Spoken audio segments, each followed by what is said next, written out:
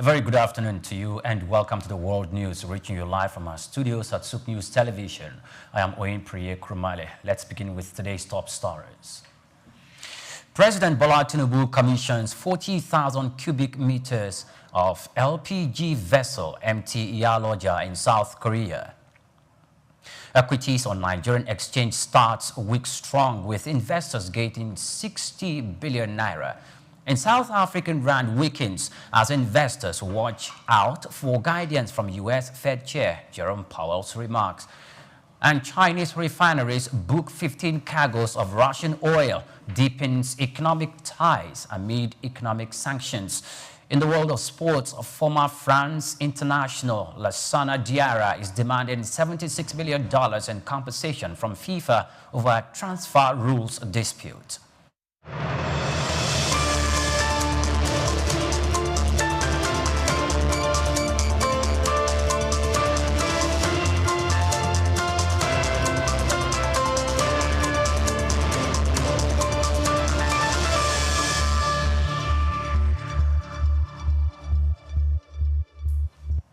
Many thanks for joining us on the news. Now, President Bola Tinubu has commissioned a 40,000 cubic meters liquefied petroleum gas vessel, MT Iyaloja, owned by the Waggle Energy Limited, a joint venture between NNPC Limited and Sahara Group.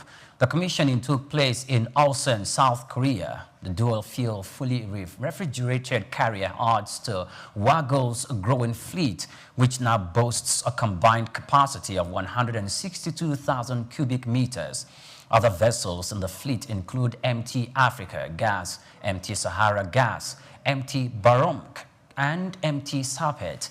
President Tinubu, represented by the Minister of State for Petroleum Resources Gas, Ekberikbe Ekbo, hailed Waggle, NNPCL and Sahara Group for their foresight and technical excellence in expanding Africa's participation in the global clean energy market. He reaffirmed Nigeria's commitment to driving clean, sustainable and affordable energy solutions, not just domestically, but across the continent of Africa and beyond, positioning the nation as a key player in energy transition.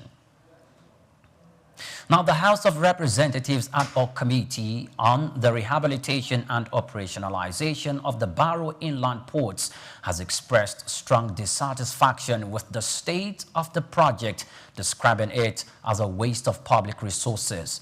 Chairman of the committee, Rep. Idris Wase, spoke during a courtesy visit to Niger State. The governor, Umar Bago, following an oversight inspection of the facility. He lamented that despite the huge financial investments committed to the port, the quality of work done was far below expectation.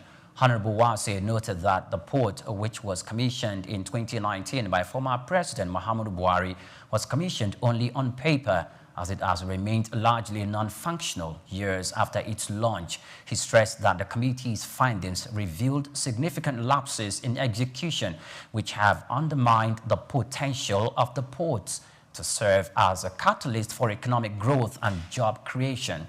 Lawmakers have called for urgent intervention and accountability, insisting that the facility must be revived to justify the resources already expended and to boost inland water transportation. Now, the federal government spent 21.22 trillion naira in revenue, accrued 22 trillion naira in revenue from 5 key revenue-generating agencies within the first half of 2025. The figure reflects an aggressive revenue drive anchored on tighter enforcement measures, broader operational coverage, and expanded collection strategies that boosted income from tax, oil royalties, and custom duties. Despite impressive earnings, the government has continued seeking loans and grants from foreign lenders. Economists warn that this approach, if unchecked, could worsen Nigeria's debt profile and create long-term fiscal pressures. The 6-month windfall highlights the potential of domestic revenues streams to significantly support national financing if effectively harnessed. Analysts also argue that sustained reforms in revenue collection alongside efficient utilization could reduce reliance on external borrowing and ease debt servicing obligations. Now, the Nigerian Exports Processing Zones Authority, NEBZA, and the National Drug Law Enforcement Agency, NDLEA, have agreed to align with the federal government's one-stop shop framework across all free trade zones. In a statement by NEBZA's head of corporate communications, Dr. Martins Ode, the pact was sealed following discussions between NEBZA's MD CEO, Dr. Olufemi Ogunyemi, and the NDLEA chairman, Chief Executive Officer, General Buba Mara, retired. The move comes after concerns over reports that some NDLEA officers were insisting on inspecting all containers found for certain zones. Ogunyemi emphasized that all government agencies within the free trade zone ecosystem must uphold the one-stop shop principle to drive economic revitalization and efficiency. Now, equities on the Nigerian Exchange Limited started the week on a positive note, with investors gaining 60 billion naira at the close of trading on Monday, reversing losses from the previous week. The benchmark of Nigerian Exchange All-Share Index rose by 94.27 points to close at 144,722.47, lifting the market capitalization to 91.6 trillion naira from 91.54 trillion naira recorded on Friday. The performance translates to a one-week loss of 0.79%, a four-week gain on 9.78%, and a robust year-to-date growth of 40.61%. The market activity showed that 1.05 billion shares worth 15.05 billion naira were traded in 38,137 deals. This reflected a 24% drop in trading volume compared to the previous session. However, turnover improved by 8%, while the number of deals rose by 19%, signaling renewed investor confidence despite reduced trade volumes.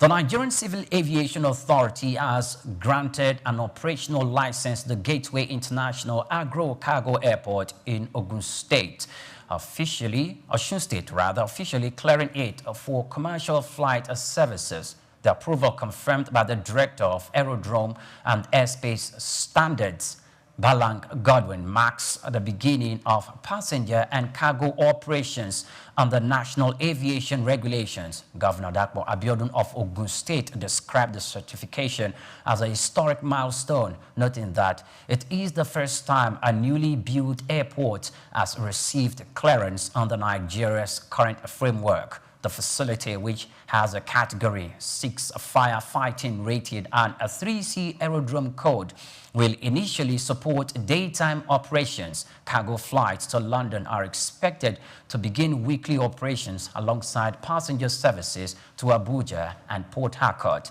The airport has also been designated as an alternative landing site for Murtala Mohammed International Airport in Lagos, enhancing its strategic importance.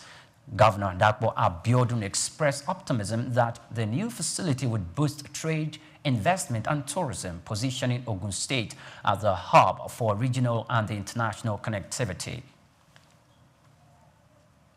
Now, the airport was established in Ogun State, not Osun State.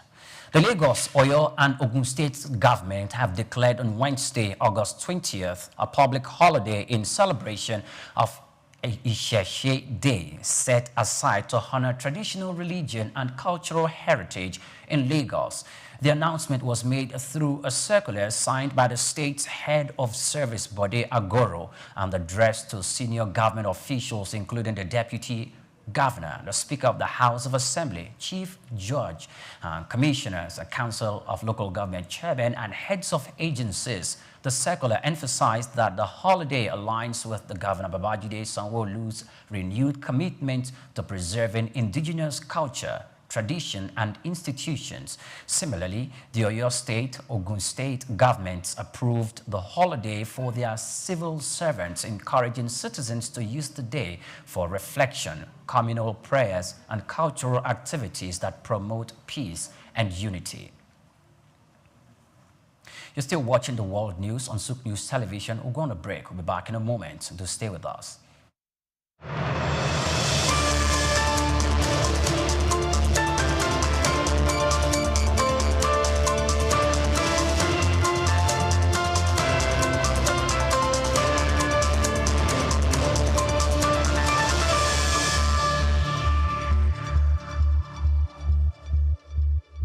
Anthony Onyemaechi Elumelu was born on the 22nd of March 1963 in Jos, North Central Nigeria, to Susanna Dominic Elumelu, originally from Delta State. Tony earned a degree in economics from Ambrose University, where he laid the foundation for his future career, and then furthered his education at the University of Lagos, where he obtained a master's degree in economics. His academic journey also includes attending the Harvard Business School, where he completed the Owner of President Management program, equipping him with advanced business management skills. Tony currently serves as the chairman of Heirs Holdings, Transcorp, and United Bank for Africa, UBA, demonstrating his significant influence in the banking and investment sector. He founded the Tony Elumelu Foundation, which aims to empower African entrepreneurs through comprehensive training, mentorships, and funding opportunities. In addition to his professional achievements, he's also a family man, married to Dr. Adele Vivian Elumelu, and together they have 7 children. In 2020, his efforts were acknowledged when he was named one of Time's 100 most influential people in the world. Anthony Elumelu's net worth is estimated to be around $700 million, a testament to his successful ventures and strategic investments. Elumelu continues to be a driving force in the business world, advocating for sustainable economic growth and empowering the next generation of African entrepreneurs.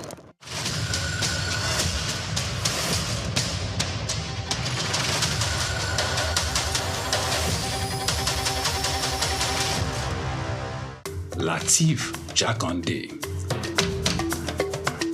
Born Lateef Kayode Jakande in the Ekpetedo area of Lagos Island, Lagos State, on July 1929. He studied at the Lagos Public School at Enowa, Lagos Island, then at Bonham Memorial Methodist School, Port Harcourt, King's College, enrolled at Ilesha Grammar School, where he edited a literary paper called The Quarterly Mirror. Jakande began a career in journalism in 1949 with a daily service and joined the Nigerian Tribune in 1953. The owner, Chief Obafemi Awolowo, appointed Jakande editor-in-chief of the Tribune in 1956. Jakande established John West Publications in 1975 after leaving Tribune and began to publish the Lagos News. He served as the first president of the Newspaper Proprietors Association of Nigeria, NPAN. Jakande ran for election as executive governor of Lagos State in 1979 on the Unity Party of Nigeria platform. His administration was effective and open and implemented the cardinal policies of his party. He introduced housing and educational programs targeting the poor, building new neighborhood primary and secondary schools, and providing free primary and secondary education. He gave poor people's children education, and many of them are now very prominent in the society today. Jakande established the Lagos State University and constructed over 30,000 housing units. After the military takeover in 1983, Jakande was charged, prosecuted, and convicted of treason and later pardoned. He served as Minister of Works under the Sani Abacha military regime. He died in Lagos on February 11, 2021. Lateef Jakande was the first civilian governor of Lagos State. Lateef Kayode Jakande, Souk Enlightenment.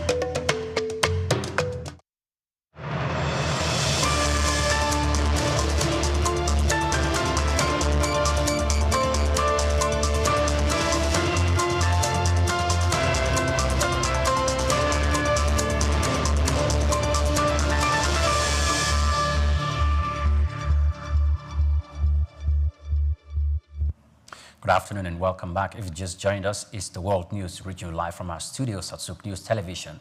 Now, South Africa's rand slipped early on Tuesday trading as global investors awaited signals from the United States Federal Reserve's Jackson Hole Symposium on the future path of interest rates. The local currency traded at $17.66 against the dollar, to 0.2% weaker than Monday's close, reflecting a broader caution in emerging markets.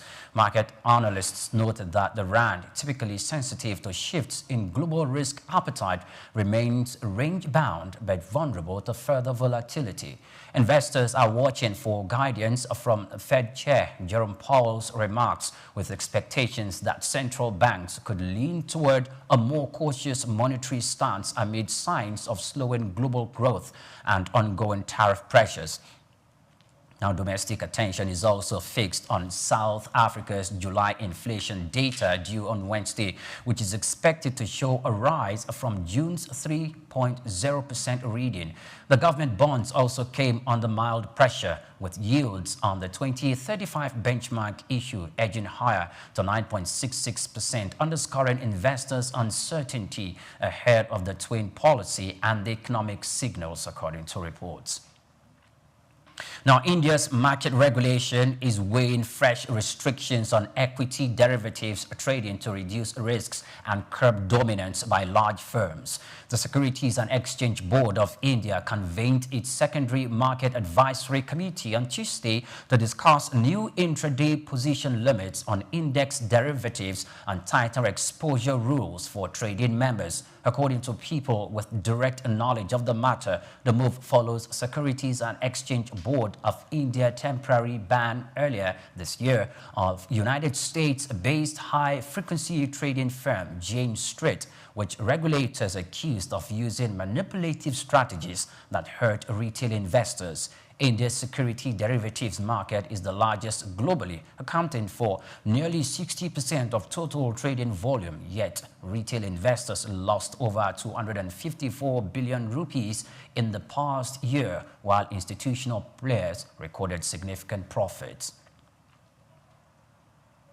Now, still in India, the latest monthly labor survey shows the unemployment rate eased to 5.2% in July from 5.6% in June, but economists warn that the figure masks deeper structural issues in the job market. The government only began publishing the periodic labor force survey on a monthly basis in April, aiming to provide more timely labor data. However, analysts argue that the survey represents the country's vast informal sector, where millions are engaged in low-paying or part-time work that doesn't reflect true labor market health. Experts caution that while headline unemployment is falling, underemployment and job quality remain major challenges in one of the world's most populous nations. The report has reignited debate on whether India's employment data gives policymakers and investors an accurate picture of economic reality. Now, shrimp farmers in India's southern state of Andhra Pradesh are reeling from United States tariff hikes that have pushed the country's largest seafood export into crisis. President Donald Trump's administration imposed a 25% tariff on Indian imports and is set to add another 25% by late August, directly threatening the country's $7.4 billion seafood trade, where shrimps alone accounts for over 40%. Exporters have slashed the farm gate prices by nearly 20%, leaving many farmers unable to cover costs or service loans. The United States has long been India's top shrimp market, with major clients including Walmart and Kroger. But the new tariffs have halted orders. Industry leaders warn that neither exporters nor buyers are willing to absorb the cost burden, forcing farmers to consider alternatives such as fish farming, vegetable retailing, or suspending shrimp production altogether. Now, Japan's veteran ruling party lawmaker Taro Kono has urged gradual interest rate hikes and stricter fiscal discipline to tackle the weakened yen, which he described as a main driver of crippling inflation. According to Kono, a former foreign minister and potential prime minister, he warned that keeping real interest rates negative for too long harms the economy. He called on the Bank of Japan to end its ultra-loose policy and signal a policy shift. While acknowledging the past benefits of the stimulus package, Kono argued that rising imports costs now outweighs the gains, squeezing households and businesses. He proposed scrapping the Abenomics framework and introducing a new accord between the government and the central bank that balances monetary tightening with fiscal reforms. The Bank of Japan has resisted swift tightening over concerns about slowing growth, but Kono insisted that strengthening the yen is not the best way to safeguarding living standards. Still on the news, Britain's economy at the end of 2023 is now estimated to have been 2.2% larger than its peak immediately before the COVID-19 pandemic. According to new figures from the Office for National Statistics, the updated estimate released on Tuesday is slightly higher than previous figure of 1.9%. The Office of the nation's statistics explained that the revision came after its regular update to gross domestic products calculation. These included improved data on research and development spendings, as well as adjustment to how activities of large multinational companies are measured. The new data paints a more positive picture of the UK's positive pandemic or post-pandemic recovery suggestion, and the suggestion growth was stronger than initially, though. However, economists caution that while the revised figures show resilience, Britain still faces structural challenges, including weak productivity and high borrowing costs. Now, Saudi Arabia's bold plan to build the Trojana Sky Resort in the desert is shaping up as a critical test of crackdown Prince Mohammed bin Salam's $1.5 trillion neo megacity vision, according to reports. Launched in 2022, the Trojana promises luxury hotels, artificial sky slopes, and attractions rarely seen in the Middle East. Despite a minimal shortfall in the region, the resort has now been slated to host the 2029 Asian Winter Games, intensifying pressure on Saudi authorities to deliver cutting-edge infrastructure that meets global standard. The project is a key pillar in Riyadh's strategy to diversify its economy and oil market establishment to establish itself as a global tourism hub. Yet, experts highlight the steep environmental, financial, and engineering challenges. Building a winter sports complex in an arid climate raises concern about sustainability and escalating costs. It's still the world news on Souqnews Television. I'll be back after this break. Do stay with us.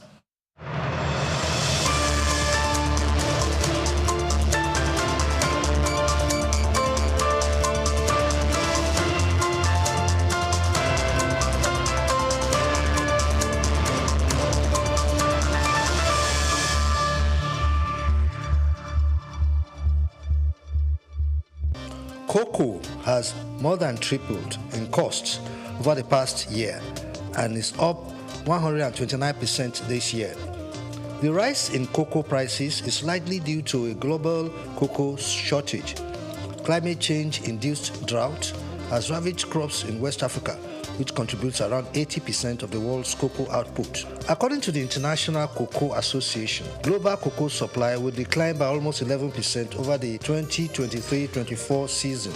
The world produces nearly 6 million tons of cocoa beans each year, and consumers may begin to feel the impact of this shortage by the end of this year or early next year. Nigeria's cocoa earnings in the first quarter of this year surged by 279%. driven by a sharp increase in its prices in the international market. Data from the National Bureau of Statistics (NBC) indicates that in the first 3 months of the year, the value of cocoa exports totaled 408.66 billion naira. This represents an increase of 279% from the 179.5 billion naira recorded in the first 3 months of 2023. When compared to the preceding quarter, total cocoa exports increased by 138% from 117.29 billion naira recorded in the preceding quarter. Despite the significant depreciation of the naira in the first quarter of the year, the dollar value of cocoa exports saw a significant increase both year-on-year and quarter-on-quarter. There was a 63.3% increase in the dollar value of Nigeria's exports between the fourth quarter of 2023 and the first quarter of 2024. Using the closing rate of the dollar to the naira at the end of December 2023, cocoa exports for the period stood at $188.83 million. This increased to $312.19 million at the end of the first quarter of 2024, using the exchange rates at the end of March. Year on year, the dollar value of exports in the first quarter of 2023 stood at $223 million. Baro Inland Port, Souqnews.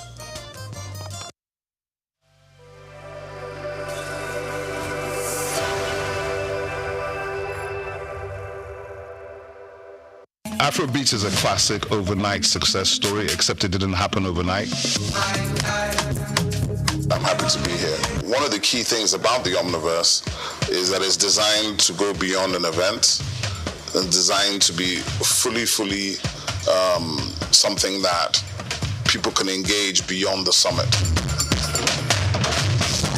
The point being that Nigeria has so much to bring to the world in terms of these things, but we will be bringing fresh energy, fresh ideas, a fresh engagement, and we're obviously open to collaboration. But hip-hop, it never dies. What's the difference between Thor and Shango? Thor is approaching $50 billion in revenue. Shango's broke somewhere outside Lagos. And that's a lack of imagination on our part, Africa, and they're all Nigerian. So to be seen and to be noticed is very hard if you're not in the place where all the noise is being made.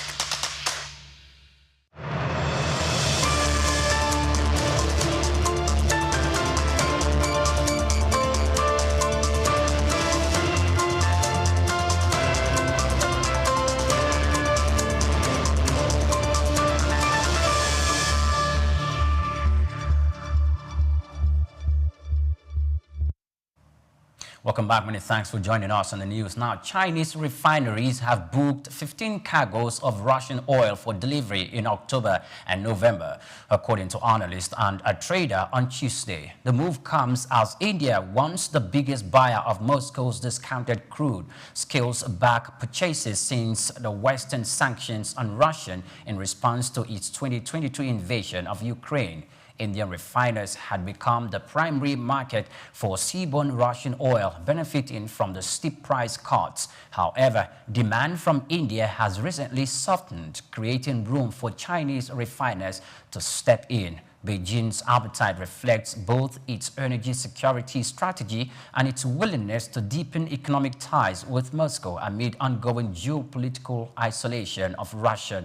According to analysts, the shift could strengthen Russia's reliance on Asian markets while giving China leverage in price negotiations. The purchases highlight a changing dynamic in global energy trade, with Asia continuing to absorb Russian supplies while Western buyers maintain restrictions. The shift may also reshape competition between India and China for access to discounted crude. U.S. tariffs on imports from China and Vietnam are reshaping the black beauty industry, where a majority of hair extensions, wigs, and related products are sourced. The new duties, some exceeding 100%, have significantly raised the price of key items such as human hair bundles, synthetic wigs, and adhesive uses in salons across the country. The rising costs are creating challenges for beauty salons, wholesalers, and retailers that rely heavily on imports to meet customer demand. Prices of hair extensions have surged by more than 50% in some cases, while hair adhesives and other accessories have nearly doubled the price. With margins already tightened, many operators are passing these costs to the consumers. The sector, which generated billions in spendings by black U.S. consumers in recent years, now faces reduced foot traffic. Now, the shipment delays and increased wholesale order requirements. Analysts say that the financial strain is particularly acute in beauty services, which are more vulnerable to shifts in discretionary spending than product sales. Now, the European Commission confirmed it has returned a draft joint statement on trade and tariffs to the United States for further revision. The draft, initially sent by Washington last week, is part of ongoing negotiations to finalize a broader trade framework between both sides. Talks remain active at the political level, with European Trade Commissioner Makros Sefcovic in continued discussions with United States Commerce Secretary Howard Lutnick and United States Trade Representative Jamieson Greer. Both sides maintain that the work is progressing despite delays. The European Union and the United States agreed to a framework trade deal in late July, with only a baseline tariff of 15% implemented so far. European officials are waiting for executive orders from the White House to clarify carve-outs, including sensitive sectors such as the automobile industry. Now, the administration of U.S. President Donald Trump has revoked more than 6,000 student visas for overstays and law violations, including a small number linked to support for terrorism. A State Department official confirmed on Monday that the move underscores Trump's hardline stance on immigration, particularly on student visas. The administration has tightened social media vetting and expanded screening measures, citing national security concerns. Officials said that most of the revocations stemmed from visa overstays, a long-standing issue in the United States immigration system. However, the revelation that a fraction of cases involved suspected terrorism support highlights the administration's effort to link visa enforcement with broader security priorities. The policy shift has drawn criticism from rights groups who argue that it risks stigmatizing international students and damaging U.S.'s reputation as a leading destination for higher education learning. With the latest action, the Trump administration has signaled that student visa enforcement will remain a central element of its immigration agenda. Now, former France international Lassana Diarra is demanding $76 million compensation from FIFA and the Belgian Football Association. His lawyer confirmed on Monday that the case stems from a long-running legal dispute that has already forced changes to FIFA's transfer rules. Last October, the Court of Justice of the European Union ruled that the aspects of FIFA's regulation on player transfers were contrary to European law. Following that landmark judgment, FIFA moved to amend its rules, but Diarra insists that he has suffered significant financial and professional damage during the years of legal wrangling. His lawyer, Martin Hiesel, said the claim is specifically for compensation for damage caused by FIFA rules that restricted the player career and opportunities. Now, despite the CJEU ruling in his favor, Diarra is yet to secure a settlement, prompting this fresh demand. The former Real Madrid and Chelsea midfielder case could set a precedent for other players who believe that restrictive transfer rules have cost them financially.